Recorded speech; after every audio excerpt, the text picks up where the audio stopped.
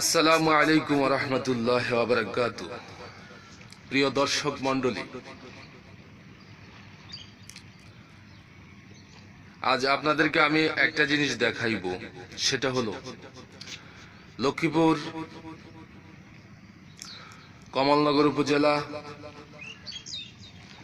মেঘনার ভাঙনে যে মানুষের ঘরবাড়ি সব উৎখাত হয়ে যাইতেছে, এই জিনিসটা বাংলাদেশের দূর দূরান্তে যে সমস্ত মানুষজন আছে তারা তো বুঝতে পারে না।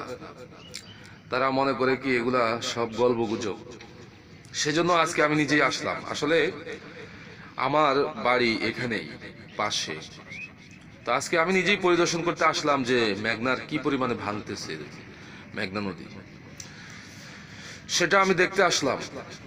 গত কিছুদিন আগেও আমি এখানে এসেছিলাম, আইসা দেখছি এখান থেকে একটি জাহাজ দেখতে পাচ্ছেন, সেখানে স্থলভাগ ছিল, এখন ভাঙতে ভাঙতে এখানে এসেছে। এই দেখাইতেছি আপনাদেরকে। এখানে এই যে নদীর কিনারটা দেখতেছেন, ভাঙ্গা কি পরিস্থিতি হয়েছে। এইসব জায়গাগুলোর মানুষ কোথায় যে গেছে হারিয়ে, সেটা আসলে বলতে পারি না। আপনারা তাদের জন্য দোয়া করবেন, আমিও দোয়া করি। এই যে দেখতে পাচ্ছেন একটা ফেরি, এটা এখানে এসে পড়ে আছে। আরেকটা জিনিস আমি আপনাদেরকে দেখাই, এই যে জাহাজটা দেখতে পাচ্ছেন, ঠিক যেখানে এই জাহাজটা দাঁড়িয়ে আছে, সেই জাহাজ না, এটাও একটা ফেরি। ফেরিটা যেখানে দাঁড়িয়ে আছে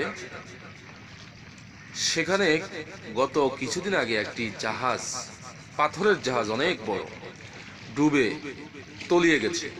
কত গভীর হলে এই নদীটা, কত গভীর হলে সেখানে একটি জাহাজ, বড় আকারের একটি জাহাজ ডুবে তলিয়ে যায়, দেখা যায় না সেই জাহাজটা। কত গভীর নদী ধারণাই করতে পারেন আপনারা, বুঝতে পারেন। যাই হোক, আপনাদেরকে আমি আজকের এই দৃশ্যটা দেখাইলাম। আপনারা দেখতে পাচ্ছেন এখানকার মানুষগুলো কতটা অসহায়। আল্লাহ তাআলা তাদের প্রতি রহম করুন, তাদেরকে উত্তম বাসস্থানের ব্যবস্থা করে দিন।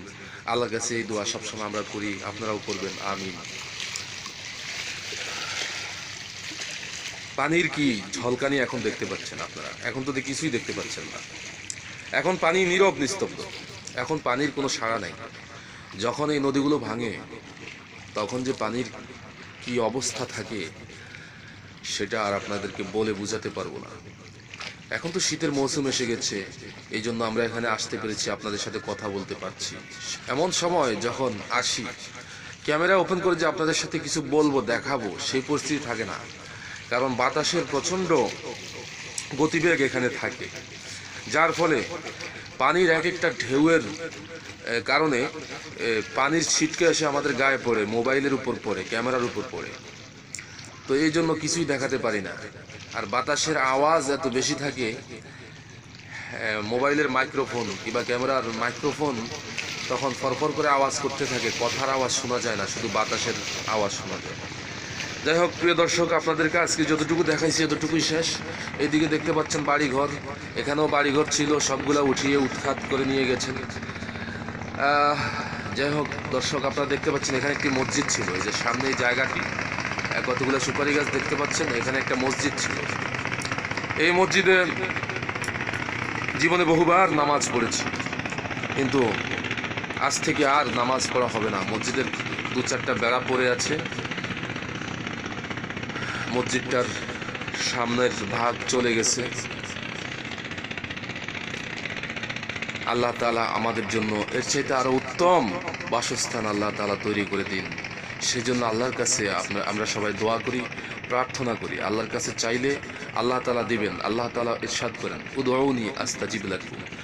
আরেক জায়গাতে আল্লাহ তাআলা বলেন, উদউনি আস্তাজিব লাকুম, এর অর্থ হলো আল্লাহ তাআলা বলেন যে তোমরা আমাকে ডাকো, আমি তোমাদের ডাকে সাড়া দেব। সেজন্য আল্লাহ তাআলার কাছে সবসময় প্রার্থনা করতে হবে।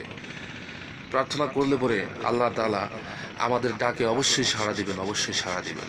আল্লাহ তাআলা কোরআনের অন্য আয়াতে বলেন, ওয়াইজা সাআলাকা ইবাদি আন্নি ফাইন্নী করিবুন উজিবু দাওয়াতাদ দাঈ ইযা দাআন।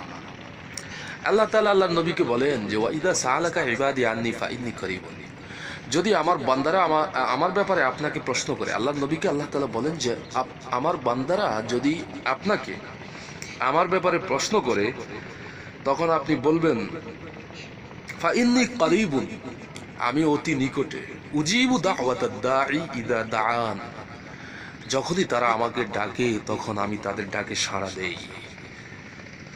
যাই হোক প্রিয় দর্শক, আজকে এতটুকু আপনাদেরকে দেখাইলাম। বিশাল মেঘনা, এত বড় মেঘনা নদী।